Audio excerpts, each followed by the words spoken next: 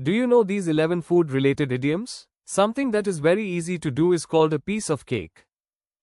Bad apple denotes a person whose bad actions harms the image of the group. Bring home the bacon means to earn money to live. To go bananas means to go crazy. Putting all eggs in one basket means to risk everything on a single hope or idea. A hard nut to crack is a person or problem that is very difficult to understand or solve. Two persons who are very similar in appearance or character are called two peas in a pod. To cry over spilled milk means futile crying over irreversible past. To spill the beans means to divulge a secret, either intentionally or by accident. Cool as a cucumber describes someone who remains calm in stressful situations.